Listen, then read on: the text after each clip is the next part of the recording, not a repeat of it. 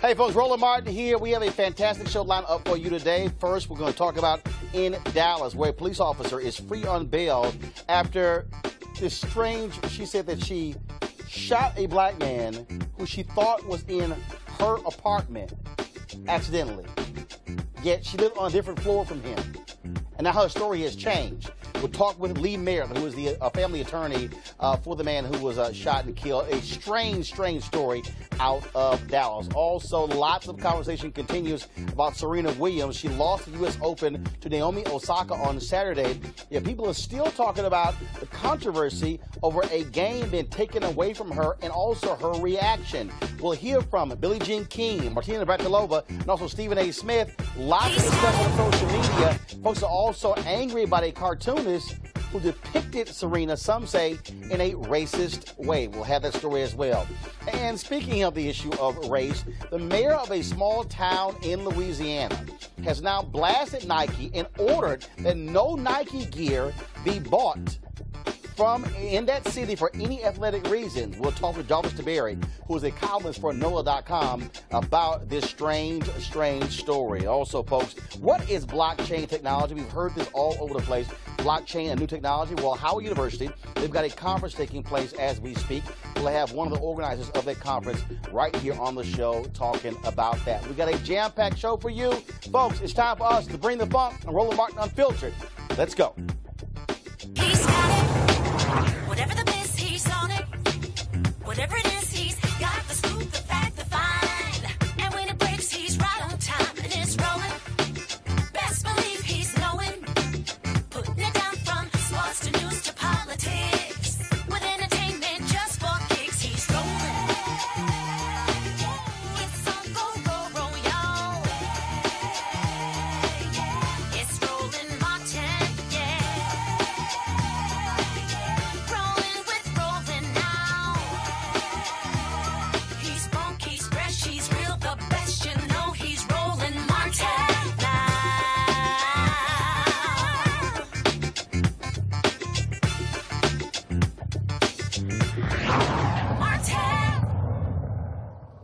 All right, folks, a strange weekend in the city of Dallas where a police officer shot and killed a man. And the story that she gave was that she thought she was in her apartment. And when she came in, she shot and killed him. This is very weird. So Amber Geyer worked about 12 or 14 hours on the weekend. And apparently she went to her apartment. And as the story goes, she thought there was an intruder in her apartment.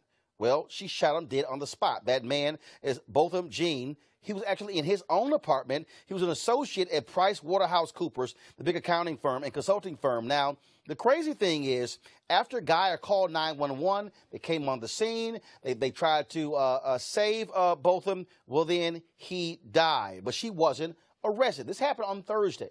It wasn't until 3 days later she was actually arrested in a neighboring county. When she was finally arrested, bail was set $300,000. She bonded out.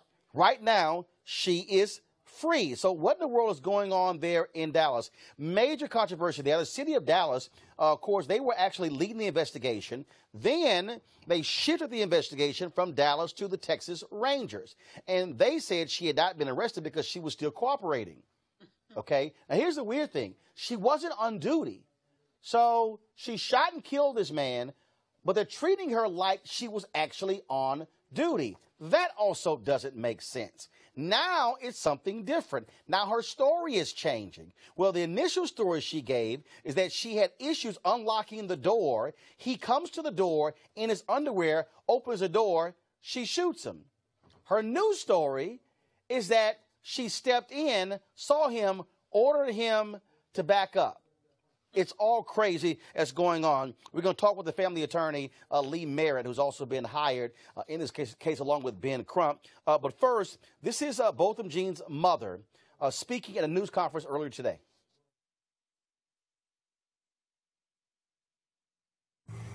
What we want, I'm not satisfied that we have all the answers. And the number one answer that I want is, what happened? I have asked too many questions and I've been told that there are no answers yet. I'm looking forward to all of the powers that be to come up with the answers to make me more satisfied that they are doing what is in the best interest of getting justice for both of them. All right, folks, we're going to be talking with Lee Merritt. Of course, he is the attorney for the family in just 1 second. But first, I want to go to Avis Jones-DeWeaver, who's one of our panelists. Of course, she is lifestyle strategist, leadership strategist, and author of How Exceptional Black Women Lead. This is a weird story, Avis, because the story, again, is changing. It's changing. She doesn't get arrested. 3 days go by. City of Dallas, they're leading it. And all of a sudden, the Texas Rangers are involved. And, again, this wasn't an on-duty shooting. Right. They literally are treating her as if she did this on duty. Absolutely. You know, one thing that doesn't change, Roland, the truth. The truth doesn't change. So the fact that she has already shifted her story so drastically raises all sorts of red flags for me. Quite frankly, initially the story raised all sorts of red flags for me. If it sounds ridiculous and unbelievable, it probably is unbelievable. Well, and the fact that it shifted even gives more credence to the fact that she's lying. Well, and what's weird to me is, again, this whole idea of I thought it was in my apartment. First of all, her apartment is on a totally different floor than his apartment. Yep. We also know that there was a red mat that was in front of his home, his apartment, that wasn't in front of hers. Absolutely. And then now the story is changing. And so it's just like I don't understand how all of a sudden you get mixed up. I've never gotten mixed up. I haven't going either. to the wrong apartment. I haven't either. And, you know, there's furniture. There are identifying articles that are in your apartment that's not in another person's apartment. And even if the lights were off in his apartment, there's light in the hallway. So when you open the door, that is going to bring some illumination into that new space. You cannot tell me that she did not realize until she killed this man that she wasn't in her own apartment. Now, here's what's weird. This is the initial story that came out. It was reported that she said that when she arrived home, she took the elevator to a floor that was not hers. Okay. She then went to what she thought was her door, put the key in, and struggled with the lock. Geiger then put down several things she was holding and continued to fight with the key when the resident swung open the door and startled her. Geiger believed Jean, who was wearing only underwear, was an intruder and shot him with her service weapon. Okay, so let's deal with that. All he has is underwear. Mm-hmm. Why would you shoot him? As opposed to say, sir, what are you doing in my apartment?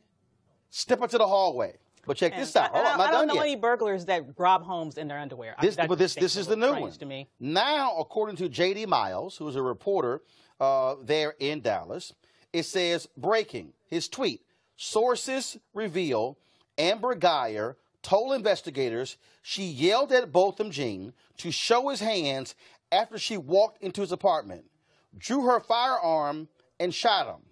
Officers say the door was unlocked, and she thought she was entering her unit when she saw the victim in the dark.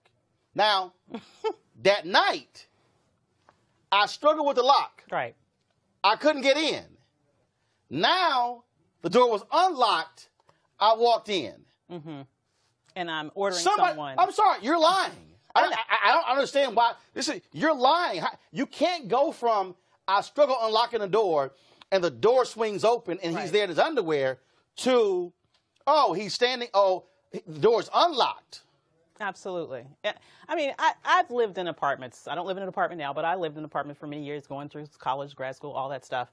And, you know, those mats that you placed in front of your apartment is a very identifying marker. And he had a red mat in front of his. It's impossible for me to believe that she even approached his door without even seeing a red mat, knowing that she doesn't have any mats in front of her apartment. How she sets up this story doesn't even make sense in terms of the facts, and the fact that her story has changed so remarkably. I mean, they're not even close. Right. To me, it's just very unbelievable. Well, this is also what happens, I think, when you have a shooting involve a police officer, and when they give the officer all kinds of leeway that they would never give any other citizens. You cannot tell me that if you shot somebody and you killed them, that 3 days would go by and you would never have been arrested. Absolutely. And the family isn't given the information that they should be given. They are the victims here. They are the victims here. And the police, as would be expected, are closing ranks and protecting their own. Right. And even though the city of Dallas turned this over to Texas Rangers, and apparently she was found in Kaufman County, which is a nearby county in Dallas. What they then did was, but this happened in Dallas County. Well, the DA earlier had a news conference, and she said, oh, let's be clear, we will call a grand jury in this case. And so the initial call was that it would be a manslaughter charge. But even that's still troubling for people, because here's this man, 26 years old, in his own apartment, upstanding citizen. He's dead. Yeah. And then one of the stories said that she's just so distraught by what took place. Yeah, but you're alive. Exactly. He's dead. Exactly. I mean, really, to the extent and the leeway that white women's tears are given is driving me crazy. He has lost his life. He had an amazing future in front of him. And as you've mentioned, just set up the facts of this. First of all, she's off duty. She makes this unbelievable mistake of going to the wrong apartment on the wrong floor with an identifying marker even outside of the apartment to indicate that it's not hers. And she still makes her way into this apartment, claims she cannot see any furniture, any pictures, nothing about that apartment that would alert her to the fact that it's the wrong apartment. And all of a sudden she shoots to kill a man in his underwear who's in his own apartment, a law-abiding citizen, and has no reason to, frankly, to actually, follow any orders, because actually he's being intruded upon at that point. So she's the intruder, not him. So according to this affidavit, Geiger lived on the 3rd floor, directly beneath his apartment. He lived on the 4th floor. She mistakenly parked on the 4th floor after finishing a shift at the Dallas Police Department. Now, again, according to this Dallas Morning News story, when she arrived at Jean's door, Geiger entered a unique door key with an electronic chip into the keyhole. Okay, the affidavit says the door was already ajar, so the force of pushing the key inside opened the door. Strange. I mean, I don't understand. And the affidavit says the apartment's respective interior floor plans are in most ways identical or extremely similar. Okay, here's the deal. That means nothing to me, because the reality is an apartment smells different. Absolutely. An apartment looks different. Furniture looks different. If I walk into my apartment and there's a lamp right here, I don't have a lamp, it makes no sense. I'm still trying to understanding it. So Lee Merritt has been hired by the family in this particular case, and so he joins us via FaceTime right now. Lee, how you doing? Doing as well as can be with these false narratives line. So Lee, this is so crazy and confusing because it's, again, this idea, she said on the night he was killed, she struggled getting the key in and he swung the door open. Now all of a sudden the door was unlocked. Yeah, this is the first official narrative that this family has been offered at all as to what happened. Even in the narrative from the first night, we believe that it can't hear anything. But it was not. I can't even hear y'all talking. So Lee, the family obviously is devastated by this. How do you also feel about this strange thing where she's being treated like she's a police officer who was involved in a police officer shooting? She was not on duty. Regardless of whether she was on duty or not, and she clocked out. The problem is she's still in that uniform. She's still carrying a service pistol. And so she's holding herself out to the public under the color of state authority. So everybody who saw her would have looked at her as a police officer. And that's significant because that would allow her, for example, access to this apartment. I can tell you that there's evidence, there's witnesses who say the narrative that she put forward is directly contradicted by things that happened. There's several witnesses that have told us, and we've reported it to the district attorney's office, and they have that information, that this woman was knocking on John's door that evening, and saying, "Let me in." And so this narrative we outright reject as the best possible narrative for Geiger, but not very well. 1 second here. I know you're breaking up there, Lee, and so we'll try to get this fixed. And so you're saying that witnesses have said that they heard her saying, "Let me in." We've also seen some photos of them taking together. Have you heard anything from family members about a pre-existing relationship between those two? Were they friends? Were they dating? Anything like that? So we do not believe that they had a pre-existing relationship based on everyone that we've talked to. The only ideal of a relationship is that she was in an apartment directly below his that we previously received noise complaints about stomping around upstairs. And so that's the extent of the relationship. We've been able to discover that she complained about him making too much noise upstairs. But we have corroborated witnesses who say that she was banging on the door, that they heard that, and it drew their attention, and that she was screaming, "Let me in." Now, to your knowledge, has the Texas Rangers talked to those people? Because, again, that totally contradicts what she is saying. I'm looking here, again, this Dallas Morning News story, where they claim in this affidavit, she said she saw a large silhouette, someone she thought was being burglarized. But, again, it says she gave verbal commands that were ignored, fired twice. Jean was struck once in the torso. She turned on the lights, then went to the front door again and realized the apartment wasn't hers. I'm still confused because this affidavit is different than what she said right after the shooting.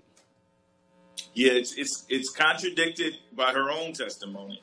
And you asked a question about the Rangers. The Rangers have offered that they believe everything that this woman told them, that they believe that she has been truthful from the beginning. Mm-hmm. The problem is she's offered two different narratives. I can say the district attorney has shown less faith or credibility for what she has said, especially as this new evidence comes forward. The Rangers were told about these other witnesses. They never went to bother to go interview them. They never successfully interviewed them. We assumed they had when we went to speak with the district attorney yesterday. When we learned that they hadn't, we called the witnesses. They came. They gave sworn testimony.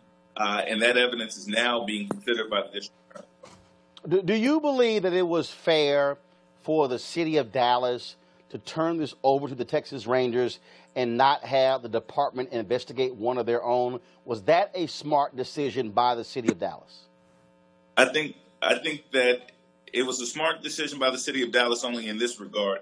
They couldn't investigate themselves in this case because as soon as she made the claim that she was operating as a police officer, even when you're off duty, if she was out drinking at a bar and she heard someone break into a car outside, the moment she steps outside to investigate, she resumes her position as a police officer. So she doesn't have to clock in or out. Her training automatically affords her that position. So this is something that they're responsible for. And so they had to bring someone else in. I don't think it was wise to bring a friend. That's what the Dallas Sheriff's Department for. And say that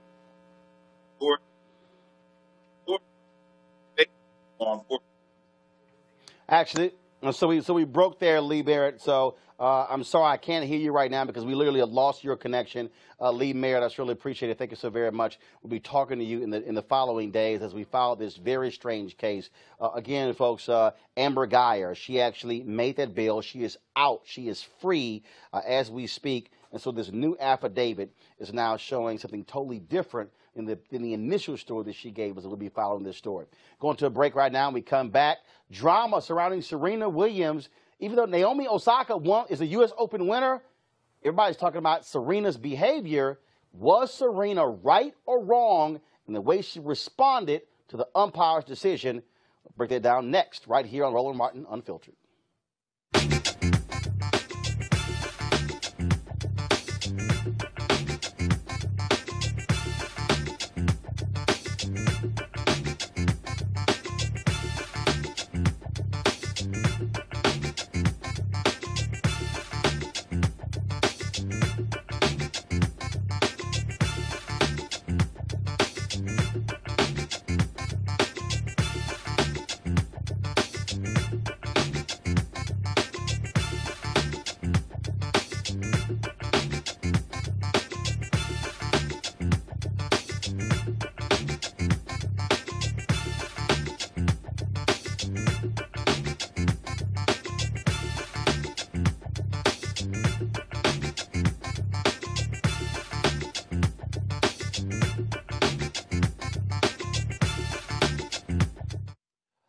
All right, folks, lots of drama with the U.S. Open. That is on Saturday. Serena Williams was trying to win her 24th Grand Slam singles title. Naomi Osaka, a woman of Japanese and Haitian descent, was trying to win her first.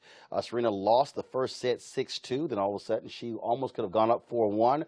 But then, of course, she was up 3-2. Then she was 3-3. Then she went down 4-3. Then the umpire gave a game to Osaka because Serena kept badgering him. That set off everything at the U.S. Open. Osaka went on to win in 2 sets. But no one's talking about her. It's still about Serena. Now, Serena says she was standing up for her rights as a person and as a woman. But folks were divided about whether she deserved the punishment. This is what tennis great Billie Jean King wrote in the Washington Post. Quote, did Ramos treat Williams differently than male players have been treated? I think he did. Women are treated differently in most arenas of life. This is especially true for women of color. Ultimately, a woman was penalized for standing up for herself. A woman faced down sexism, and the match went on. Another tennis great, Martina Navratilova, wrote this in the New York Times, quote, Serena has part of it right. There is a huge double standard for women when it comes to how bad behavior is punished, and not just in tennis, but in her protest against an umpire during the United States Open final on Saturday. She also got part of it wrong. I don't believe it's a good idea to apply standard of if men can get away with it, women should be able to as well. Now, the controversy went on all day. Mary Carrillo of CBS Sports, who's also a tennis commentator, said this on MSNBC this morning. This guy is a very, very respected chair umpire, Stephanie. He has been doing it for decades. He has been doing big matches for decades. This is not Andy Griffith and Mayberry letting, Otis, the town drunk, let himself in and out of the prison cell. This is not who that guy is. Serena should have known that. Look, at her very best, and she is often at her very best, I respect and admire Serena beyond measure. She is so powerful. She's an important voice. She's a ferocious competitor, but at her very worst, as she was on this night, she acts like a bully. Now on ESPN's First Take, Stephen A. Smith weighed in as well. Serena Williams is the GOAT. I'm on the record saying last week that if she were not a woman, if she were a man, she'd be recognized as the GOAT. And as a black man, I'm incredibly proud of her accomplishments and how her and her sisters have conducted themselves and the level of adversity that they've had to deal with in the world of tennis and beyond. They are role models extraordinaires. But as we talk about this specific incident in question, Serena Williams was wrong. Somebody has to say it, so I will. The reality is that this referee, when Serena Williams brought the issue of gender and sexism into the argument, that's when she lost. Vanessa DeLuca, former editor-in-chief of Essence Magazine, wrote a piece in the Washington Post. I want to chat with her right now. Vanessa, how you doing? Doing great. All right, Vanessa, so you make the argument that what Serena experienced on Saturday is what black women deal with all of the time. Explain that. What I was really saying is that whenever a black woman decides to speak up and defend her integrity, it's automatically seen as a threat. It's automatically seen as something that she's an angry black woman, that she's being too emotional. And I don't believe that was what was the situation that was happening with Serena. And so what was the case? I mean, do you believe that she reacted too emotionally? Do you believe that she was out of bounds, that she should have dealt with it later? Because in the moment, she was in a match. The coach later admitted what he did was wrong. When she slammed the racket, that also is known in tennis is going to be a point. So she knows already you're down 2 points. You get one more infraction, you lose a game. I think that her response, her reaction was a very human reaction, especially for black women, when you're constantly being told that if you defend yourself, if you defend your integrity, and that's what this really is about. It's about someone saying or trying to imply that you would cheat and that you would do anything to win, that you're looking for an unfair advantage. That's not the case here. That wasn't the case here. She was not watching her coach, and even, but she still had the right to say what she had to say. But Vanessa, in this case here, he never said you cheated. What he said was your coach was giving a signal that's against the rules. She said, I don't cheat. It doesn't matter, according to the rules, it doesn't matter if she doesn't see him. If the coach is spotted giving directions, giving instruction, that's against the rules. And so even the exchange, she never did. But even when you went beyond that, the second infraction, she was still angered by the first infraction. And the third one, she was still angered by the first one. And so, according all the tennis folks say, the rules were followed. He was within his right. And here's first of all, he was in his right, and that she should have handled the situation better. What say you?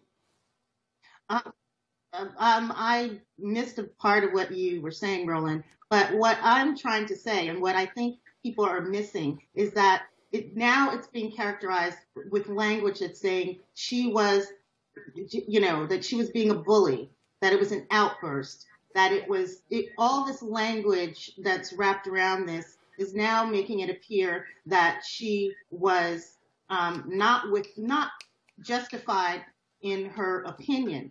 She was trying to defend herself because her integrity matters to her. This is a woman who's won 23 Grand Slam singles titles. She clearly knows the rules of tennis. She clearly knows the rules and regulations. In this particular instance, something was triggered. And I believe that it's something that Black women go through in everyday life, this feeling that if you speak up for yourself, you're going to be penalized for it. And that's what happened here. All right, Vanessa DeLuca, we appreciate it. Thank you so very much. I want to bring in my panel now. Of course, still with us is Avis Jones-DeWeaver. Joining us is Republican strategist Rena Shabarara and also Eugene Craig, CEO of the Eugene Craig Organization. Rena, I want to start with you. And so I want to get your perspective on this because, again, when you look at what happened, this thing, first of all, let me say this here. It's unfortunate that we're not talking about Naomi Osaka, who had an incredible performance. And let's just be real clear. She was beating the brakes off Serena Williams, okay? I watched the whole match. She beat her 6-2 in the first set. She could have gone down 4-1. She fought back to 3-2, tied at 3-3, went up 4-3. I mean, Serena couldn't handle anything she threw at her. And so Osaka really, and even after she won, the booing that took place at the award presentation, Serena had to tell the crowd, no more booing, please. So it's unfortunate that this is overshadowing Osaka's first Grand Slam win, and what that means to the Japanese and the Haitian people, okay? Because people keep talking about she's Japanese. No, as she made it clear, she's Japanese and Haitian. But just your thoughts in terms of how this story is playing out, what people had to say about Serena. Your thoughts. I think it's unfortunate how two women of color are losing out here. I mean, just the whole story, how it's being talked about in society, how people are perceiving Serena's actions, how people are overshadowing the great win by this young woman who idolized Serena. It's all really terrible, and all it leads to is two really competent, accomplished, strong women of color completely just losing their story, losing their moments of glory. And look, I mean, Roland, I have a soft spot for Serena. She, as a fellow mom, what she's been through, how she's articulated a lot of how she struggled with motherhood and in her sport, and still seemed to be this real great. I do believe she's a genuine great, one of the best of our time athletes. I mean, she's somebody that's risen above the ranks through hard work. I think she felt her character was being attacked, and that was the genesis of that whole thing. I watched it. She maintained a somewhat cool, calm tone, but I feel where she went wrong, if she went wrong anywhere, was in threatening the umpire, what could be perceived as a threat by him. I think that's where it went completely wrong, where she said, you will no longer be on any court I play on in the future. And I think that was probably where it went really downhill from there. Eugene, watching the whole thing was painful. Eugene Craig. Yeah, I agree 100%, Raina. The thing is this, when you tell someone that, hey, I'm going to dock your point because, I perceive you to be cheating. I mean, the thing is this. No, hold on, Eugene. Let's stay factual. He did not perceive her to be cheating. What he said was, your coach. That's how she perceived it. No. But her perception, is not what happened. What I'm saying is that the umpire said, and I watched the whole deal. He said, you're being docked because your coach was giving instructions. The coach later admitted that that's exactly what he was doing. So the umpire never said you were cheating. The umpire said your coach was giving instruction. It's against the rules. You're being docked. Go ahead. And she took that as him saying that she was cheating. I mean, her argument, her statements, her arguments were that, hey, I don't have to cheat. I'd rather lose. And the thing is that, my issue, I understand the rules are the rules, but the thing is, it's the issue of equal justice. It's the issue of, hey, this is how you're going to apply the rules, you have to apply them fairly across the board. I've seen reports that this particular umpire has let men get away with all type of infractions without docking them. Not saying it's the strongest argument, but what I am saying is that, if you're going to apply the rules, you have to apply them fairly across the board. All right, Avis, your thoughts? Because this thing is, first of all, it's crazy how this thing is still just going on and on and on and on. Well, as a black woman, I'm getting angry just sitting here, and I feel like I'm fully within my right to be angry because as human beings, we are allowed the full range of emotions, including anger. And if you want to get somebody angry, the first thing that you would do is impugn their character. Let's put this into a broader context. No tennis player in the whole circuit has been drug tested more than Serena Williams. She has been specifically and uniquely targeted by this organization for years. No one else has faced the level of racism and sexism that she has faced ever since she was a child throughout this organization. And at the same time, you have a Maria Sharapova who was just someone who got in drug infraction. She was doping up in order to try to compete. And was suspended for a whole year. Suspended for a whole year, but she's been brought back. She has been brought back ahead of time. Yes, she has been.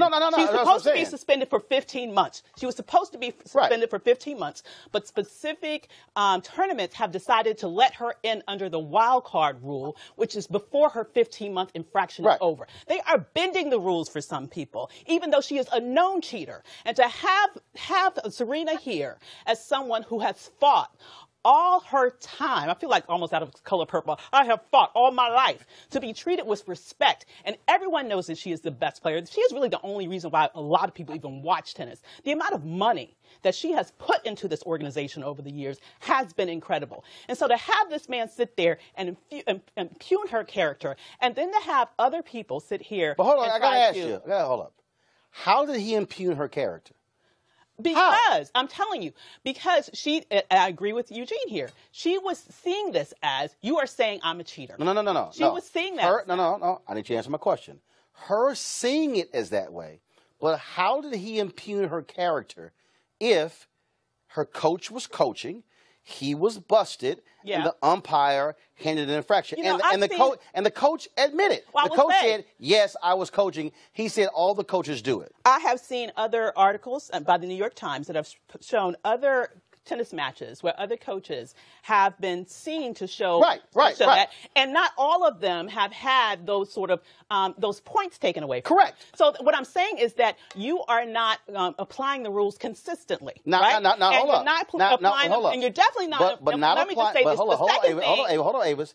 Not applying the rules consistently is different from impugning character. In her argument, she said that men have said different things and have not been penalized like women have.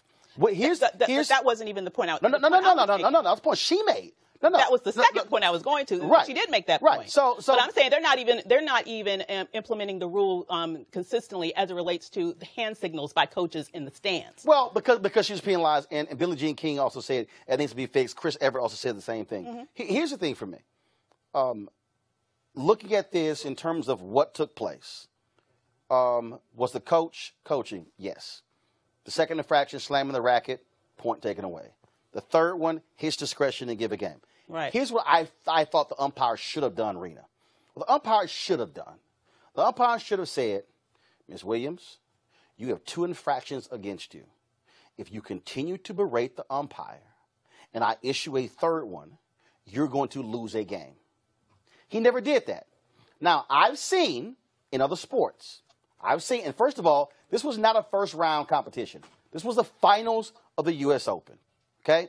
I've seen in the NBA where a Michael Jordan or LeBron James or Kobe Bryant, they might be in a Game 5, Game 6, Game 7, and the ref is going, you might want to chill out. You already got 1 technical foul. You don't want to get thrown out. I've seen in baseball, they give them leeway. I just simply felt in this case, the umpire should have had a little bit more thicker skin, and he never said, Ms. Williams, you already have 2 infractions. If you continue, I'm going to give you a 3rd. That, to me, is where he messed up. He has to look at the gravity of the situation and go, this is the finals of the U.S. Open. Yeah, I agree with you. He situation and been like, look, emotions are high. This is a world-class athlete. This is a woman that we know is strong and assertive. But look, it wasn't his duty either. I do understand that deep feeling because look, my personality is the same as Serena's. If I feel I'm wronged, I'm going to continue and let you know why I think you're wronging me. And I may say something like calling you a thief, which is not cursing, which is what a lot of men have done in the past, right? But the naysayers are going to say he had no duty to stop Miss Williams. He just let her continue, and he let her sort of dig her own grave so that she did call him a thief. What started out as something sort of small, her feeling like her character was being attacked by being accused of being coached in a very high-stakes situation, it just burned out of control when he let her continue. But again, he had no duty to stop her. It would have been nice if he did the same as what most umpires do for men when they're arguing a point, is stopping them right there and saying, look, you're out of line. It's going to get worse for you if you don't stop. He just let her continue to dig her own grave. But again, Roland, I liked her tone of voice. I didn't think she didn't curse. She was fine if you ask me. But it's just unfortunate how he dealt with it. And it's been said, it's been reported that he's dealt this way in the past. Right. And so, and again, first play, gold badge judge as well. I do want to ask you this. Eugene, have you seen this editorial cartoon that's been going around? Mark Knight at Knight Cartoons on Twitter. He posted now. So it's an image of Serena Williams with these exaggerated lips, this caricature, jumping up and down, stomping on her racket. And then in the umpire, he's telling Osaka, which first of all looks like a white woman because it has blonde hair. I don't know how he understand that she's black. And so it says, can you just let her win from the umpire? This has even stirred up more controversy. People feel as if this is a throwback to racist cartoons. And in fact, the National Association of Black Journalists, they have issued a statement condemning this cartoon as well. I'm going to read that statement in just once. In fact, let me go ahead. I'm going to pull up in a second. So, Eugene, have you seen this cartoon? Yep, I saw it. I think so it's just your thoughts on it. I was absolutely disgusting. It is absolutely racist. I mean, the exaggerated features. I mean, that the other, young lady in the picture looks like Maria Sharapova more than Osaka. It's a mess. It's a disgusting mess. And he should be rightfully blown up over it. Avis? Yeah, it is absolutely beyond the pale. And to think that in 2018, we still have to deal with this, it's outrageous. And but it's just one other example of the type of unique attack that Serena has had to face her entire career, unlike almost anyone else on that circuit besides her sister and a few more that are coming up now. Perhaps they'll face it too. But because she's so good, let me just be very frank here. Because she's so good, many people hate her. Because she's so much better than anyone else, and she's in that skin, and she's unapologetic about loving who she is. Rena, I'm going to read for you this. National Association of Black Journalists, I'm a board member of NABJ, Headline, Henry, go to my iPad, please. Headline says, NABJ denounces Harold's son cartoon of Serena Williams. The racial, and I'll blow this up here, the racist cartoon of Serena Williams and Naomi Osaka by Mark Knight of the Herald Sun is repugnant on many levels. The September 10th cartoon not only exudes racist, sexist caricatures of both women, but Williams' depiction is unnecessarily Sambo-like. The art of editorial cartooning is a visual dialogue on the issues of the day, yet this cartoon grossly inaccurately depicts two women of color at the U.S. Open, one of the grandest stages of professional sports. This was issued by the National Association of Black Journalists and the NABJ Sports Task Force.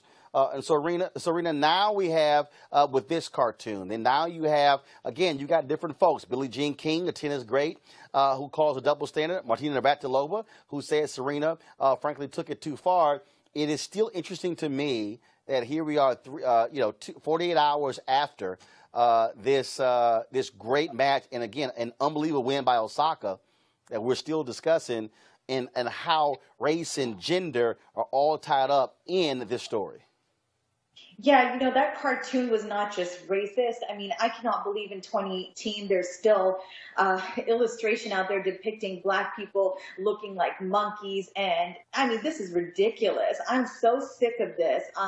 Just people of color, we're being boxed in. We continue to be boxed in looking like a particular thing. Serena, not only was this racist, this was sexist. I mean, just totally squaring her looks and making Osaka look like a twerp. And this is absolutely, there's no place for this. And until people start to talk about that, how that's a bigger problem rather than Serena defending herself on a court where, frankly, she's earned the right to do that. And I think I just want to go back to the fact that I saw her do it in a respectful manner. She wasn't out of control. She was just trying to state a point, but people still come back and they still throw race on it. They still throw gender on it. When are people going to start looking at other people like, look, that's just a world-class athlete, and we want these good role models for our young people out there? I'm sickened by it. I think there should be some serious backlash, and I'm hoping that as we continue to see this story talked about in the mainstream news cycle, that we start talking about how we're depicting people of color, particularly Black women, as angry and monkey-like and just disgusting. I'm so beside myself in anger with this. It just makes me sick. Hold tight 1 second. When we come back, we're going to talk about a white mayor in Louisiana saying, my city, we ain't buying no more Nike gear because of them standing with Colin Kaepernick. That's next on Roland Martin Unfiltered.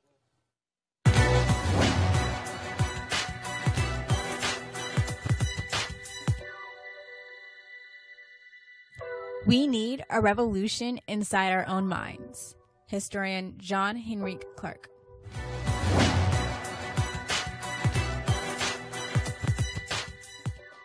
All right, folks, this weekend, the NFL return. I didn't watch any games. I told y'all, long as Colin Kaepernick and Eric Reed are not in the NFL, they're being whiteballed, I'm not going to be watching any games whatsoever. Yeah, boy, there was some sorry people who were playing this weekend. Nathan Peterman in Buffalo sucked. This is a guy last year who threw 5 interceptions in the first half before he got benched. He was named a starter in Buffalo, sucked again this year. How in the hell he still has a job? Oh, Jimmy Garoppolo. This is the guy who they signed to the second richest contract in the NFL playing quarterback, sucked for San Francisco. The team who told Colin Kaepernick, nah, you can't play for us. But Garoppolo was supposed to be the miracle child from New England Patriots. Bottom line is, the NFL is whiteballing Colin Kaepernick. And so, check this out. So since Nike last week announced that he was going to be the face of the Just Do It campaign, 30th anniversary, they released this major commercial as well. You had folks taking sides, Donald Trump saying, oh, Nike is wrong. Nike's like, we don't really give a damn. And they're standing with Colin Kaepernick. Now, the mayor in Kenner, Louisiana, just outside of New Orleans, he has said, enough is enough. Ben Zahn put this memo out. Under no circumstances will any Nike product and product with the Nike logo be purchased for use or delivery at any City of Kenner recreation facility.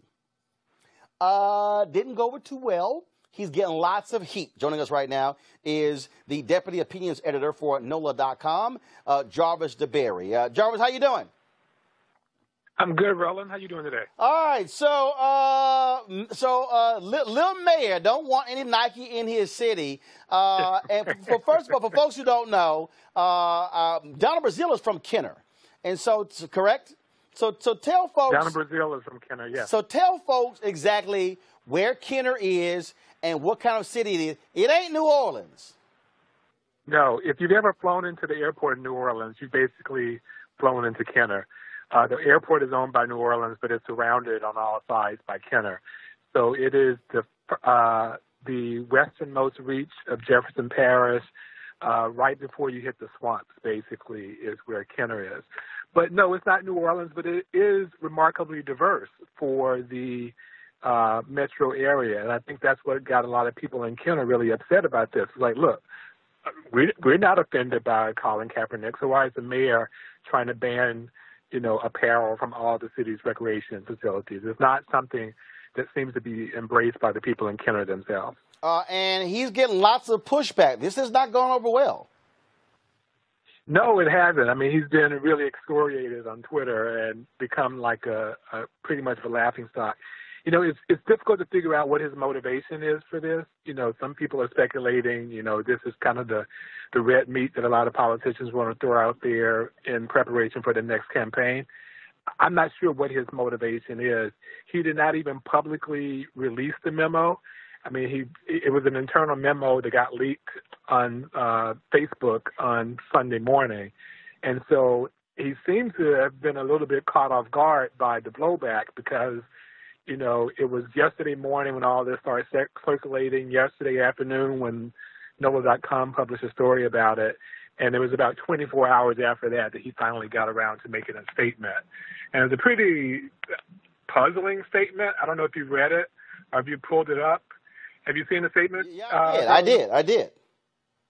And did you find it bizarre? Well, first of all, this whole deal of, you better get permission and before you buy anything. It's like, dude, seriously? Yeah, and he's a booster club. So, I mean, it's not like it's money being spent by the city of Kenner itself. It's people raising money for their kids' athletics. If you want to sponsor a team, if you go to a business and say, hey, Mr. Business Owner or Miss Business Owner, can you sponsor my child's team? And that team buys some Nike gear. He's basically suggesting that they don't have a right to do that. So it's not just that he's banning Nike. He seems to be trying to put the kibosh on private citizens and what they can buy and what they can wear, which is really, really, really gotten people upset. Jarvis, are you amazed, literally, how white folks are losing their mind over this? I mean, they are losing. Stop being amazed. I mean, they are really losing their mind over this whole deal. I have really stopped being amazed because it's so common and it keeps happening over and over again. I mean, I think we can go back to 2008 and 2009 with Obama's election. The things that people will say and do and express, with impunity now, it's just becoming more and more common. And here's the thing. It's not like the city of Kenner is going to bring Nike to its knees. So, you know what I mean? It's like a Fortune 100 company. So what is he doing except, trying to give red meat to people who are, looking for some conservative hero? And to be honest, this is not a political figure. I mean, New Orleans and the New Orleans metro area has been famous for having politicians and even suburban politicians who stand out, who are household names, who everybody knows who they are. They're controversial. They say in the news for good or for bad. He's not one of these people. This is the first time I've heard, honestly, anybody talking about being Zahn or really anybody talking about Kenner in a long time. So it's really unclear what his motivation is, where he's going with this. One of the city councilmen, whose name is escaping me right now, but he responded to the Facebook post like, this was not clear with the council. I don't know anything about this. I don't approve this. And so I don't know. I mean, it just seems one of those things where everybody is trying to take a side in everything, even if it's a futile and quixotic quest like he's on. All right. Jarvis DeBerry, man, always good chatting with you. We appreciate it. Thanks a lot. All right. Thanks, Roland. Thank you. Let's go back to our panel, Avis, Eugene, and Rena. I'll start with you, Eugene. I'll tell you, I'm just really getting a big kick. How Colin Kaepernick just done drove white folks crazy. I mean, this, and I did D.L. Hughley's show a little bit earlier today. I was promoting Roland Martin Unfiltered, and this is what I told D.L. I said, and this is what's really bothering these white men in America. What's bothering them is that we no longer have to do what they say. And what's bothering them is that people of color are not following the directives. In America, they've always established the standard for values, for what we should think and what we should say. America's now changing, and people of color are saying, no, I don't really give a damn what y'all think. Yeah, I agree 100% with that. I mean, the structure that's been in place for the last 200, 300 years has pretty much been upended. You know, we have our own means of distribution. We have our own means of access. We have our own voices. We have our own ways to distribute our voices. And, you know, it is very interesting to see white mediocrity just get completely up in arms over just the mumblance of the name Colin Kaepernick. They say it's about the flag and anthem, but the guys have taken a knee in 2 years, have to play ball. So what are you really mad over? But this goes a step further. This mayor is out of line. Almost 100% sure it's illegal what he's trying to do. If I'm Nike, I think, I issue the greatest troll ever and say, listen, free stuff for the whole city of Kenner. Rena? Yeah, look, Roland, whatever this mayor is doing is ridiculous, and it just reinforces how we need better civics education in this country. The lack of, the lack of respect for the First Amendment just continues to astound me. People don't seem to understand it. Colin Kaepernick has the freedom to express himself. How many times do we have to say it? But the thing is, you're right. People of color are not on the same level as white people in this country. And now that we have purchasing power, now that we have sort of seemingly equal rights in society, where we're at is a place where they want to sort of paint this with the broad brush of they're not being patriots. They're being disrespectful. They don't care about our armed forces. What about freedom to express ourselves? If we take it away from one person, we endanger the rest of us. And it just astounds me that Donald Trump, the quote-unquote Republican that he is, and the quote-unquote Republicans that support him, they talk about freedom and liberty, and that seems to be at the core of everything they are fighting for, that what's good in America, and that's what's going to make America great again, is all of us having freedom and liberty. They don't believe in it for people of color, particularly black people and black athletes. So we just need better civics education in this country so we can just these ignorant people will just sit down and realize that their argument holds no water. Colin Kaepernick can do what he wants, and Nike was right to feature him. Absolutely. Avis. Yeah, the problem is I don't think this is based in ignorance. This is based in white privilege and the desire to hold on to it for the very last breath, okay? These people aren't stupid. What they are, though, is they are offended by what they perceived as an uppity Negro, okay? And they cannot handle the fact that this is a talented black man who has the right to say what he wants to say, and they cannot do anything about it, even when they are flamed up by the racist in chief that's sitting over there in the Oval Office right now. All right, then. Avis, Serena, Eugene, I certainly appreciate it. Thank you so very much for joining us today. Folks, going to a break right now. Mario Van Peebles has a new movie coming out on Friday. It's called Armed. Yours truly had an opportunity to play a role in that film. Here is the trailer. Check it out.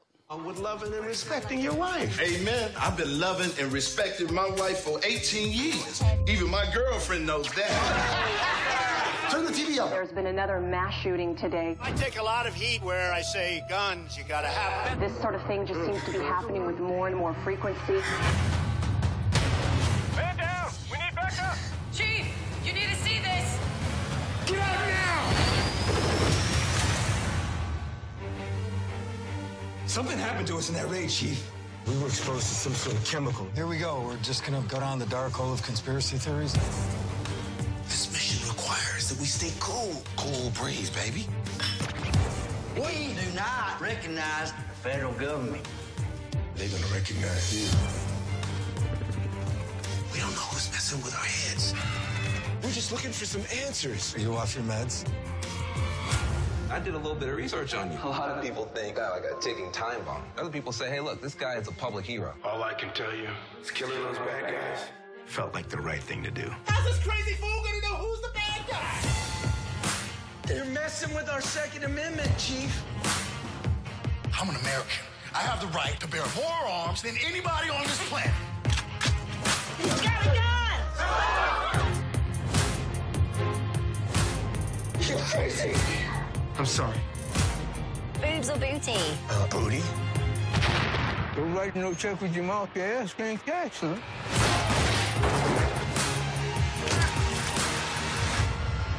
Oh my God, you have to see this. Uncle Jason is trending. That's coming to you from Mr. Jason Pratt. That's my custom-tailored suit. According to him, he's one of the good guys.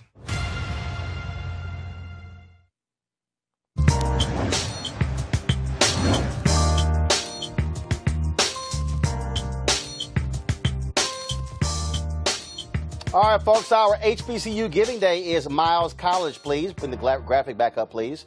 Again, Miles College is our university. We're all about supporting. Please pull the graphic up. We're all about supporting HBCU, so we created the campaign, hashtag HBCU Giving Day.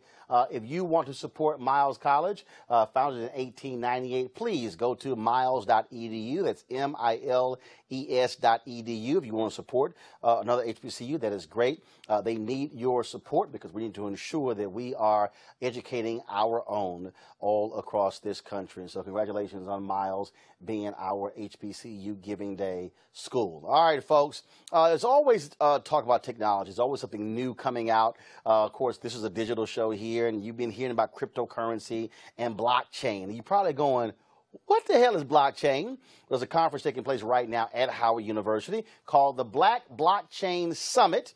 And folks all across the world are there talking about what is happening with this technology. And so I wanted to explain to you, because you've probably been hearing about it, we should be in the know. So joining us is Sinclair Skinner. He is the founder of BitMari. How you doing? Oh, awesome. Thank all you right, for being here. We're glad to have you here. So what is blockchain?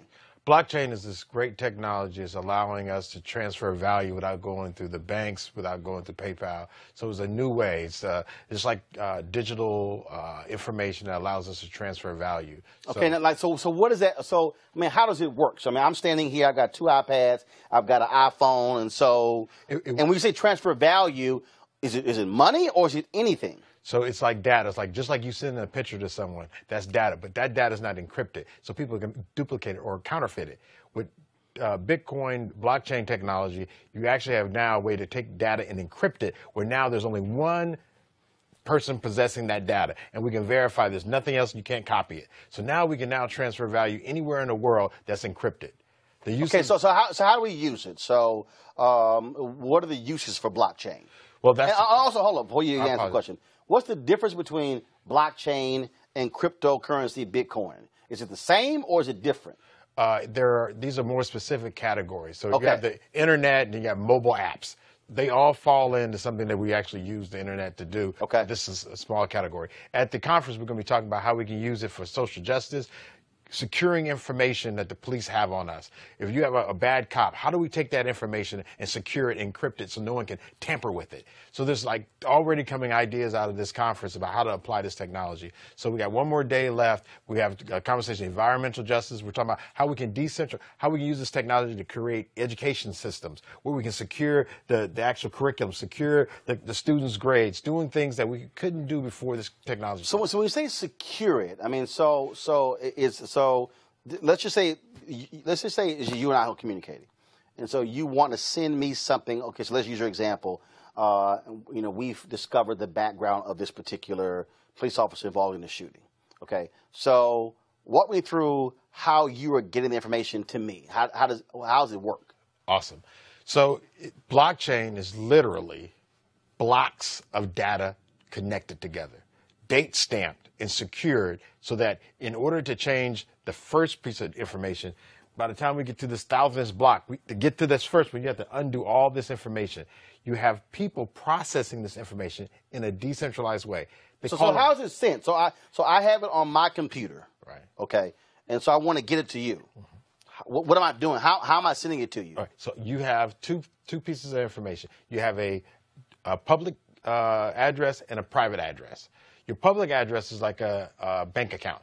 You give it to me, I can actually send money to you, but I can't take money out of your bank account. Right. Then you have a private key, a private account number, which is actually like a PIN number for a bank. So I can send you value. If you give me your Bitcoin or your crypto address, I can send you crypto to that address. Only you, though, can unlock its value or manipulate its value once it's in your address with your private key. So that's how it works. So it's two pieces of encrypted information. One you can share with everyone, I can't take out, and one is the one that actually allows you, like your PIN number, to access the money inside. Okay, and so when you say it can be used for social justice, how? I mean, I get money, because like right now, if I want to send my niece some money via PayPal, okay, she can give me her email address, I put it in, she's under her family and friends, she isn't charged anything for it, and then boom, I can send $100, she's got $100, okay.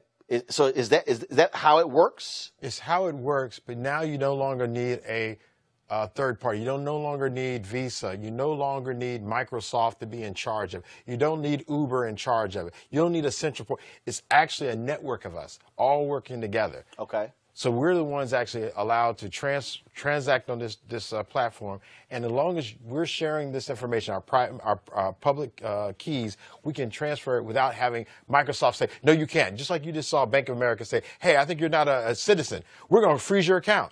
Well, now, if we were using blockchain technology, they can't arbitrarily freeze your account. You have the freedom to control your own information, your own value. Okay. All right. So here's the deal. We're going to have more of these conversations because I'm looking at some of y'all comments right now on FaceTime and Periscope, and y'all are telling me right now, I don't know what the hell he's talking about. And so, but again, though, because I mean, we need to be aware because these conversations are being held all across the country. And I think people are still trying to wrap their arms around, and, okay, what does this actually mean? What does it look like? And so maybe what we'll do next time, we'll do a demonstration. We can just sort of walk folks through to show them that. Or come tomorrow. We got one more day of the conference. Okay. All right, cool. I appreciate it. Thank you. All right, thanks a bunch. All right, folks. Of course, as you know, you're watching Roland Martin Unfiltered. I want to thank all of you. First of all, we had an amazing week last week. More than 1.1 million views on Facebook, YouTube, and Periscope. And what we did was, of course, we had shows Tuesday through Friday, and we restreamed those shows Saturday and Sunday as well. And so we want you, of course, to join others in supporting us in what we are doing here because this is important. It is special. We've had folks who are charter members of our Bring the Funk fan club because I've always made the point we have to fund our own freedom. And so I want to go ahead and give a shout out to some of these folks who've been supporting us. Deborah Gaston, Deborah Pickens, Deborah Pilgrim, Dee Anderson, Deidre Johnson, Deidre Hill, Delisa Bromwell, DeMarcus Sneed, Denarle Williams, Dennis Parnell, Derek Edwards, Derek Tompkins, Derek Robinson, Deshaun Freeman, Designs by Marnie, Dexter Edwards, DG Photography, Diane Gray, Dominator Tungsten Waits, Don Chandler, Donald J. Harris, Donald Martin, Donald Rubin, Donna M. Jordan, Doreen Riley, Doris Montgomery, Doug Corbett, Douglas Brown, Dwayne Thomas, Dwight E. Moore, Divon King, E. Glass, Urban Young, Ebenezer Community Development Corporation, Ebony Gully, and Elena Daria. Again, those are some of the folks who have supported us via our Bring the Funk fan club. You can go to RolandMartinUnfiltered.com, and our goal is to get 20,000 of our followers to contribute a minimum of $50 over the course of the year to hit a goal of $1 million. And so that's what our goal is. If you can't give that, if you can give more, that's great. You can give less, that's great. The whole point of this is for us to be able to be as independent as possible in bringing you the news and information that you want and desire. And so go to RolandMartinUnfiltered.com. Also, folks, if you missed last week's show, all you got to do is you can go to Facebook, YouTube, or Periscope and actually watch the shows. They're all on there. Or you can subscribe to our audio podcast and our video podcast on Google Play and iTunes. You can download those and watch them on the go. And the last thing, you got to do me a favor. There are a lot of folks out there who are fans of mine or who are older and they don't know anything about the technology stuff. I'm going to need y'all to help them set this up on their phones, set up the live notifications on Periscope, on Twitter, on YouTube, on Facebook as well. Help your grandmother, your grandfather, your mom and dad, aunt, uncle out. In fact, last week my dad sent me a text because he said, hey, I was able to watch your show through Apple TV through the big screen. So he didn't want to watch it on the phone. So now he's able to watch the show on the 50-inch screen at the house there. And so I want you to do the same thing as well. Folks, thank you for watching us today. Don't forget the restream, Roland Martin Unfiltered, 10 p.m. Eastern, 2 a.m. Eastern, 6 a.m. Eastern, 10 a.m. Eastern. Be sure to tell a friend. This show is all about you, speaking of your interests and your concerns. Y'all have an absolute great night. I'll see you tomorrow. Holla!